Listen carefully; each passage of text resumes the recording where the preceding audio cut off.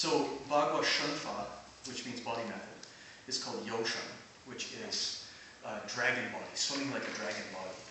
And it's talking about the ability for the hips and the waist to be different things, which we talk about in Tai Chi all the time, right? So the hips being where the pelvis is in Dantian, and then the waist being from the pelvis to the ribs. And they should be able to move individually.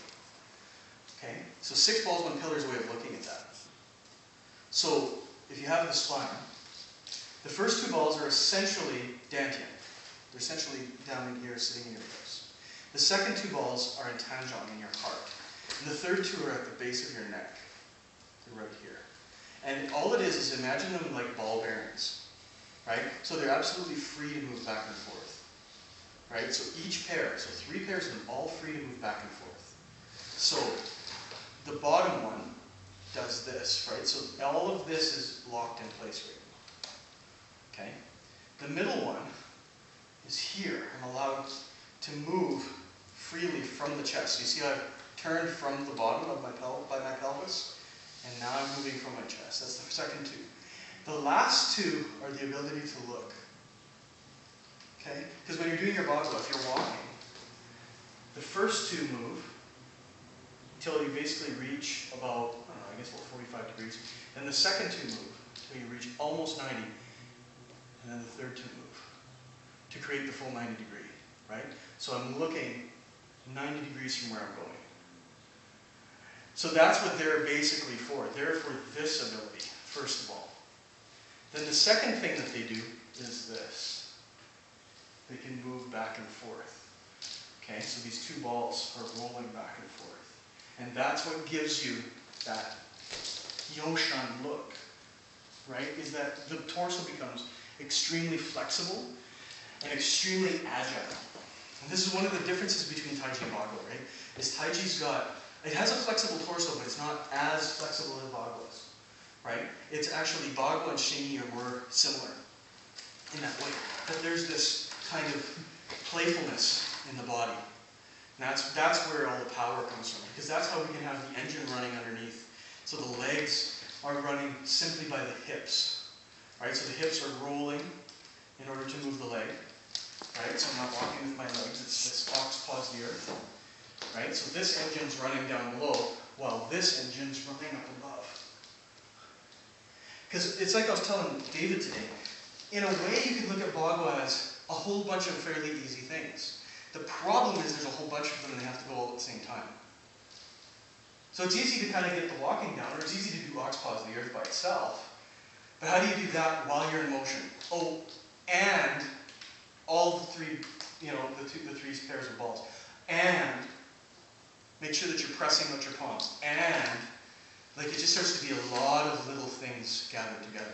Which is why one of the reasons you see Bagua people walk for years. They'll walk and walk and walk and walk circles, right? Just rotating in worship of heaven. Whatever palm position they're working on, doesn't matter, they're just walking circles. Because they're trying to get everything engaged. They're trying to get the hips to run. And they're trying to break the body into pieces. So that whichever direction they go, they've got articulation through the waist. And it's good sitting in a chair because I can't be cheating with my hips. My hips aren't moving. So when I'm doing my martial arts here, right, whichever system or whatever you're doing, it's all powered by the upper body. Instead of IG, powering things from the hips, right? My hips move, and I get my motion. Instead, this freezes. And this is the rolling body on the top, right? There's all kinds of Fujiganfa type exercises to get this rolling exercise to work. Does that kind of answer your question? That's the general idea. And then you have all the little picky things about every little part, right? It's about how to walk, mainly about how to walk. But the upper body, that's, essentially how the upper body works. Any other questions? Any questions? Exercise, Bagua exercise. Do you have a Bagua silk-reeling? Well, yeah, the Yoshan is the silk reeling. It's just different. Yeah, the dragon body. Because silk reeling is referring to the Dantian moving first, right? The 6 harmonies following it. And the motion being smooth like reeling silk.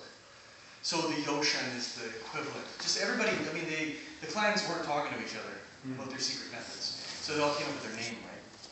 So yeah, it's sort of the same thing. So Bagua silk reeling could be something as simple as turning, right? Right? Just turning the body. So this is all ribs, right? This is all ribs and not my hips, right? If it was my hips, it would look like this, and it would be far easier to do because this doesn't hurt my torso now. This is a lot more work, right? So as I'm practicing my Bagua, it's all torso that's doing the work, while the engine runs underneath.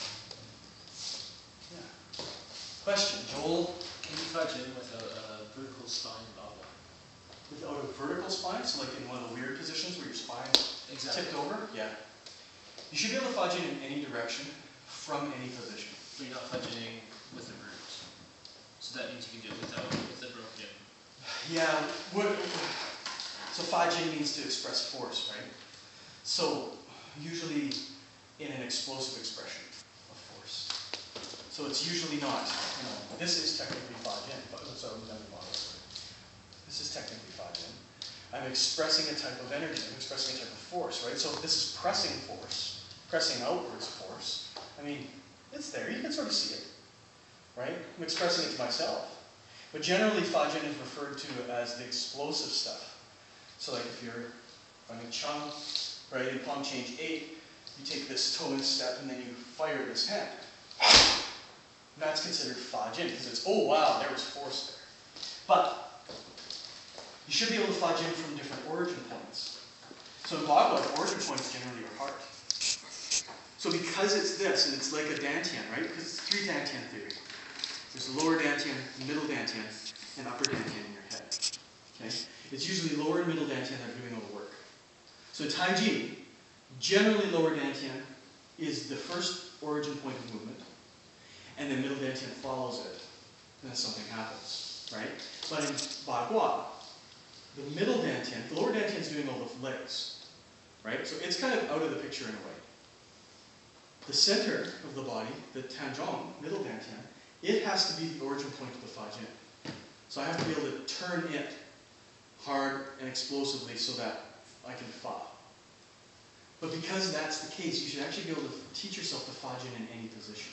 So if we start looking at other martial arts systems, right, you should be able to do your form with Fajin even laying down. It doesn't matter. But what you'll find happens is that you start having to push against the earth somehow. Right? So if you Fajin while you're lying down, say it's coming from Tanjong, like a Bagua Fajin, right? Boom, here. Tanjong moves. But if I'm on the earth, if I'm laying down, I'm going to push my back into the earth. The same way in Tai Chi that you push your feet into the earth to bring power up. So you should be able to root with any part of your body. So yes, you can Fajin in any position, and ideally from almost any origin point. But the origin point should be on the center of your torso because that's where you're going to recruit the most muscle, right? Which is why these became, right, the elixir fields, right? The secret spots, because I can recruit so much muscle out of my torso to do it. I mean, technically you can Fajin from your tricep, but it sucks because there's no power because it's just your tricep. It's this big, right? It doesn't have force. The force comes out of the torso. Does that answer your question? Somewhat. I just remember like the stories of the 2 Tai Chi masters and the force going so far in that, if there's anything wrong with the body, like... Yeah. The guy who had his knee broken wasn't a master, but yeah. That, I mean, what about it though? That's just power traveling through the skeletal structure. Okay. Right? So you're not going to express something and have something? Yes, you can. Traditionally, Fajin wasn't taught in Tai Chi or anything else for at least 7 years. And it was because when you have the cascade of muscular contraction at high velocity, a lot of force is put in the body and through the body, right? So if something's out of place, power will leave in that place. It's like taking a garden hose, running water through it. If the hose is straight, the water runs no problem. The structure's easy. But if you start to wind the hose around itself, right, it it's a little bit more difficult for the water to go through, the pressure goes up. And if you kink the hose,